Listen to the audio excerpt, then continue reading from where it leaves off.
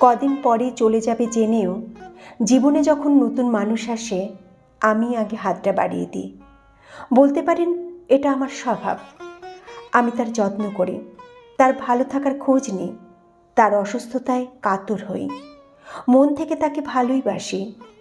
তারপরেও দেখি একদিন দুম করেই সে বেরিয়ে গেছে। মানুষ ছেড়ে যায়, কষ্ট দেয়, আঘাত দেয়, বিশ্বাস ভাঙে। তারপরেও যখন কেউ ভালো ভালো কথা বলে, ভালোবাসার কথা শোনায়, আমি বিশ্বাস করি, আমি এগিয়ে যাই, আমি হাতটা ধরি। নিজেকে কোনোভাবে বদলাতে পারিনি তখন, অবিশ্বাস করে দূরে সরতে পারিনি, ঠকে যাব জেনেও ভালোবাসার প্রলোভন উপেক্ষা করতে পারিনি। মানুষ চলে যাবে এই সত্য মন থেকে মেনে নিয়ে একটা সুন্দর বোধ তৈরি করে নিয়েছি জীবনে। মানুষের দুর্ব্যবহারে আগে খারাপ লাগতো, এখন ভাবি এটাই বাস্তব। ব্যবহার থাকলে দুর্ব্যবহার থাকবে।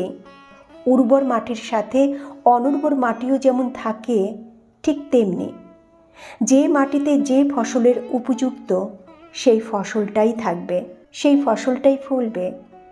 এই সত্য জীবন দিয়ে উপলব্ধি করেছি। আমার মনের উর্বর মাটিকে রুক্ষ করতে পারিনি সে কারণেই। যে মাটি যে চাষের উপযুক্ত তাকে সে কাজে লাগানোটাই উচিত। জীবন থেকে কত মানুষের চলে যাওয়া দেখেছি, কেউ বন্ধু হয়ে, কেউ আত্মীয় হয়ে, কেউ প্রেমিকা হয়ে এই জীবনে এসেছিল। অনেকেই থাকেনি, কেউ চুপি চুপি গেছে, কেউ দোষ দিয়ে গেছে, কেউ স্বার্থ মিটিয়ে নিয়েই গেছে। কষ্ট পেয়ে নিজেকে ভরাই না আর। যে প্রতিমা গড়া হলো তাকে বিসর্জন দেওয়ার জন্য ঘাট পর্যন্ত এগিয়ে দিয়ে আসার মানসিক শক্তি থাকাটা বড় জরুরি। জানেন, এই জীবনে কারোর ওপর বিশ্বাসটুকু নষ্ট করতে পারিনি। বিশ্বাস নিয়ে যে বেঁচে থাকতে হয়। জীবনে যখন কেউ আসে আমি ভাবি সে আজীবন থাকবে, এটাই আমার বিশ্বাস। সে যখন চলে যায় বিশ্বাসটা নষ্ট করে সে, আমি নই। আমি ভালোবাসার বিশ্বাসী, ভালো থাকার বিশ্বাসী, সম্পর্কে বিশ্বাসী। আমি মনে করি রিলেশন একটা পবিত্র মিথ।